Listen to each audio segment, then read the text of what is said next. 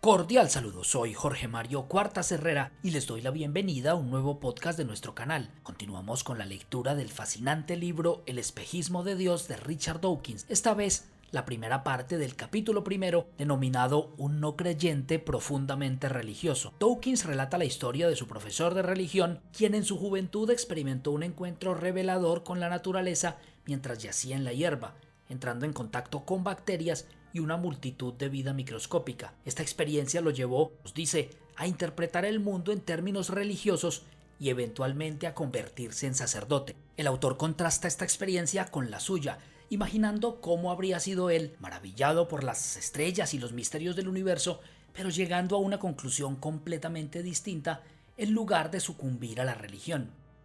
Dawkins cuestiona por qué dos experiencias similares los llevaron a caminos tan diferentes, sugiriendo que el conocimiento de las ideas de Darwin podría haber cambiado el rumbo del profesor. Alude a una cita de Darwin que destaca la grandeza de la evolución a través de leyes naturales, argumentando que la complejidad de la vida surge de principios simples sin necesidad de intervención divina.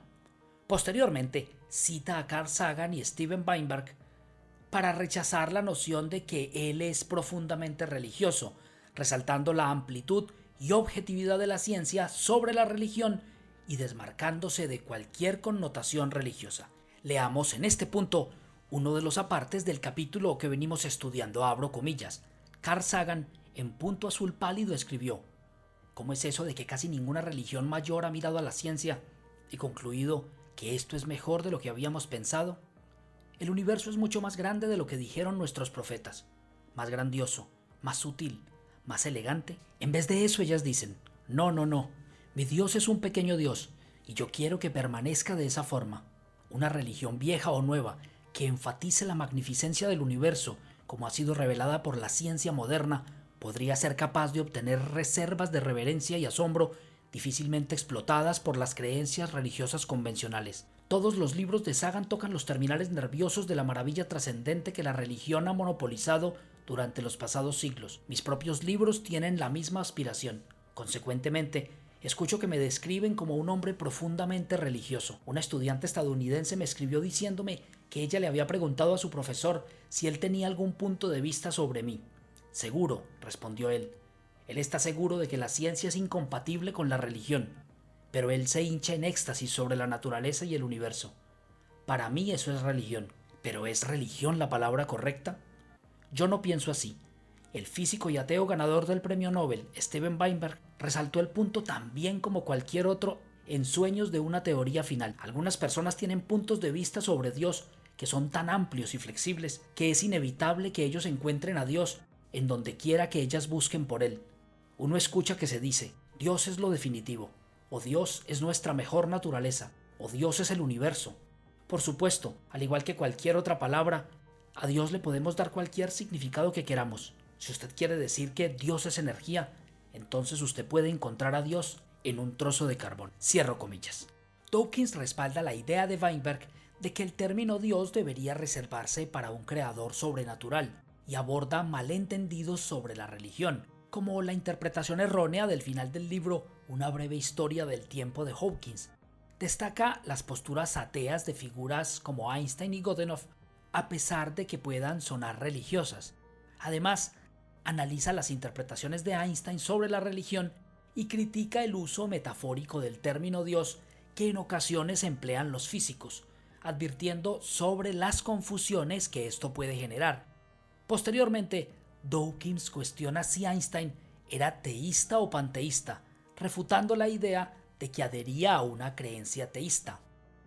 Leamos en este punto otro de los apartes del capítulo que venimos estudiando, abro comillas. La única cosa que todos estos críticos teístas captaron correctamente fue que Einstein no era uno de ellos. Él se indignó repetidamente ante la sugerencia de que él era un teísta. Así que, ¿era él un deísta como Voltaire y Diderot o un panteísta como Spinoza, cuya filosofía él admiraba? Yo creo en el Dios de Spinoza, quien se revela a sí mismo en la ordenada armonía de lo que existe, no en un Dios que se preocupa a él mismo por los destinos de los seres humanos. Recordemos a nosotros mismos la terminología.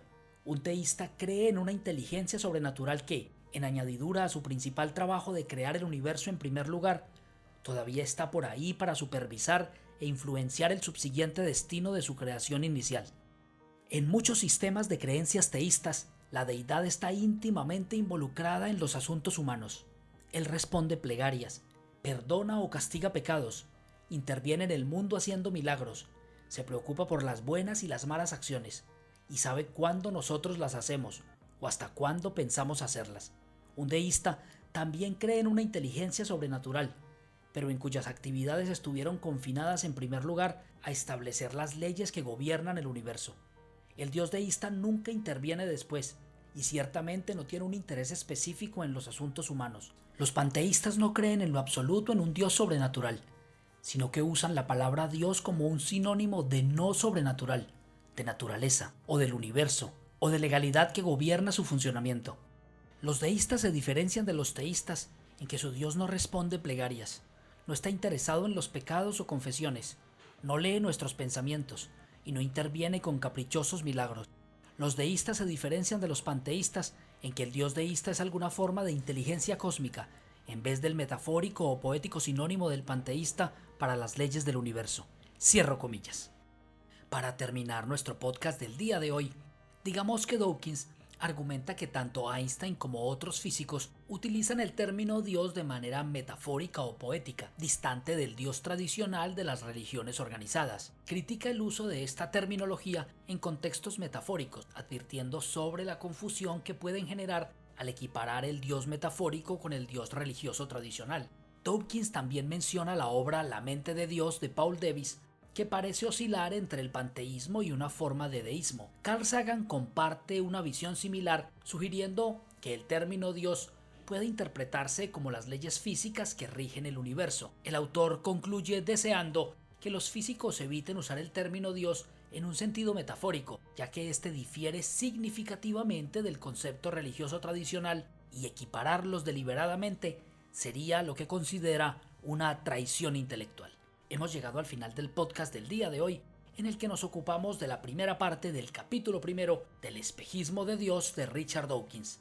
Los invito a darle like, a compartir esta información y a suscribirse al canal para que sigamos aprendiendo juntos. Gracias por escuchar.